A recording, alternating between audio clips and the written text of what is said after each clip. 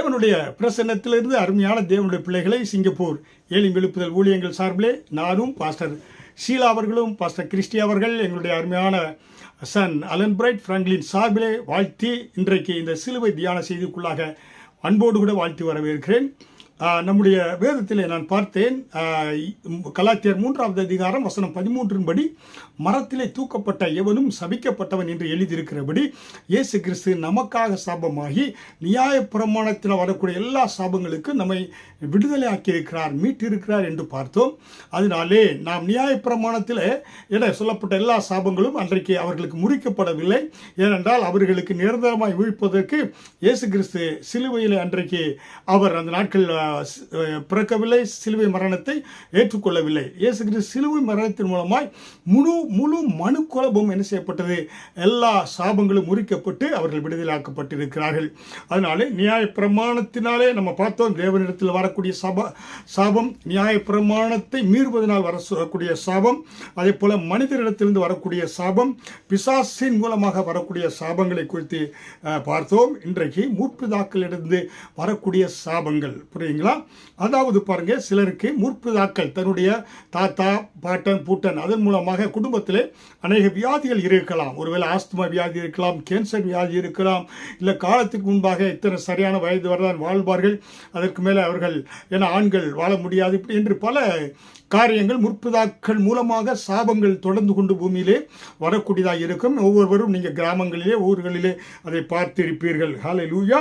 அதுதான் சில சாபங்கள் 3ஆம் 4ஆம் தலைமுறை கூட அந்த சாபங்கள் வரக்கூடியதாக இருக்கிறது. அதனால் வேதவசனம் என்ன சொல்கிறது, யாத்திராகமம் 20வது அதிகாரம் வசனம் 5 எக்ஸோடஸ் சாப்டர் 20 verse 5, உன் தேவனாகிய கர்த்தராய் இருக்கிற நான் எரிச்சல் உள்ள தேவனாய் இருந்து என்னை பகைக்கிறவர்களை குறித்து பிதாக்களுடைய அக்கிரமத்தை பிள்ளைகளிடத்தில் 3ஆம் 4ஆம் தலைமுறை மட்டும் விசாரிக்கிறவராக இருக்கிறேன். ஹல்லேலூயா.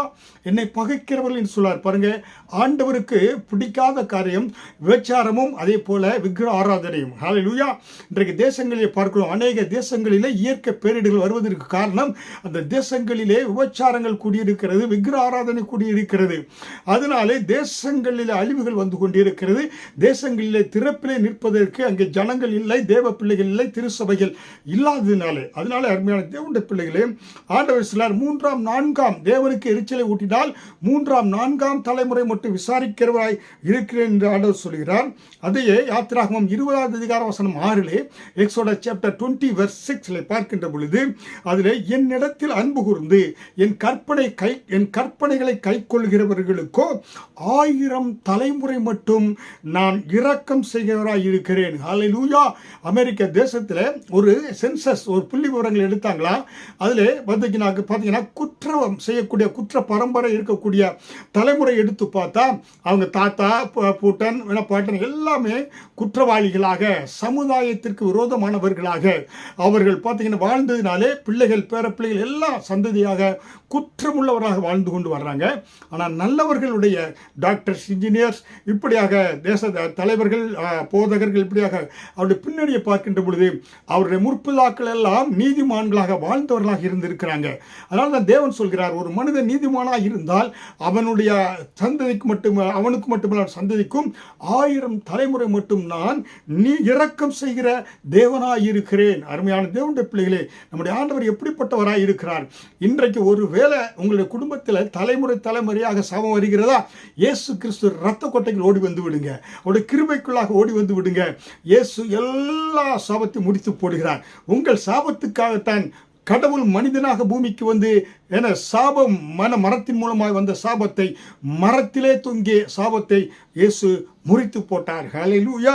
அருமையான தேவனுடைய பிள்ளைகளே, பாருங்க, ஒரு சில கிராமங்களில் பார்க்கின்ற பொழுது ஒரு 40 இல்லை 50 வயதுக்கு மேலே ஆண்கள் இருக்க மாட்டாங்க, ஏன்னா மறித்து போயிடுவாங்க. காரணம், அப்படிப்பட்ட சாபங்கள் கிராமங்களின் மேலே இறங்கி வரும். ஆனால் அவர்கள் ஏன்னா இயேசுவை சொந்த இரட்சகராக ஏற்றுக்கொண்டாருன்னா அந்த குடும்பங்களிலே, அந்த கிராமங்களிலே அப்படிப்பட்ட சாபங்கள் வராதபடி முறிக்கப்படும். இயேசுவின் இரத்த கோட்டைக்குள்ளே, உன்னதமான ஒரு மறைவிலே, சர்வ வல்லவருடைய நிலையிலே அந்த குடும்பங்கள், அந்த பட்டணம், அந்த கிராமம் இருக்க முடியும். ஹல்லேலூயா. அதனால் தான் அன்றைக்கு இயேசு கிறிஸ்து கப்பர்நகமை சபித்தார். எப்படி கப்பர்நகம் கோரேசினை சபித்தார் என்று சொல்லி மத்தேயு 11ஆம் அதிகாரம் வசனம் 20-23 பார்க்கலாம். கோரேசினை உனக்கு ஐயோ, பெத்சாயிதாவே உனக்கு ஐயோ, உங்களை செய்யப்பட்ட பலத்த செய்கைகள் தீருவிலும் சீதோனிலும் செய்யப்பட்டிருந்ததானால் அப்பொழுது ரட்டுடுத்தி சாம்பலில் உட்கார்ந்து மனம் திரும்பி இருப்பார்கள். வானபரியந்தம் உயர்த்தப்பட்ட கப்பர்நகமே, நீ பாதாள பரியந்தம் தாழ்த்தப்படுவாய். உன்னில் செய்யப்பட்ட பலத்த செய்கள் சோதோமிலும் செய்யப்பட்டிருந்ததானால் அது இந்நாள் வரைக்கும் நிலைத்திருக்கும் என்று சொன்னார். ஹல்லேலூயா. அருமையான தேவனுடைய பிள்ளைகளே, பாருங்க எப்படியாக பட்டணங்கள் மேல் சாபே. அதே போல எரிகோ பட்டணத்து மேல சாபம் இருந்தது. எரிகோ பட்டணத்தில் இருக்க எதையும் ஆண்டவர் எடுக்கக்கூடாது என்று ஆண்டவர் எச்சரித்திருந்தார். எரிகோ உள்ள எந்த பொருளையும் எடுக்க வேண்டாம், அவைகள் சுட்டரிக்கப்பட வேண்டும், அது சாபமானது என்று கர்த்தர் எச்சரித்து இருந்தார். ஆனால் பார்த்தீங்கன்னாக்க அங்கே பார்த்தீங்கன்னாங்க இஸ்ரவேல் ஜனங்கள் என்ன செய்தாங்க, அவர்கள் இஸ்ரவேல் பாளையத்தை சாபத்தீடாக்கி அதை கலங்க பண்ணும்படிக்கு நீங்கள் சாபத்தீடானதுக்கு எச்சரிக்கையாக இருங்கள், சாபத்தீடானதை எதையும் எடுக்க வேணாம் என்று ஆண்டவர் சொல்லியிருந்தார். ஆனால் அங்கே ஆகான் என்பவர் என்ன செய்தான், அங்கே சாபத்தீடான பாபிலோனிய சால்வை 200 வெள்ளி சேக்கல் பொன் பாதாளத்தை எடுத்தனாலே ஆகான் ஆகாதவனாய் போய்விட்டான். அவன் குடும்பம், பிள்ளைகள், மிருகங்கள் எல்லாமே சுட்டரிக்கப்பட வேண்டியதாக இருந்தது என்று பார்க்கிறோம். ஹல்லேலூயா.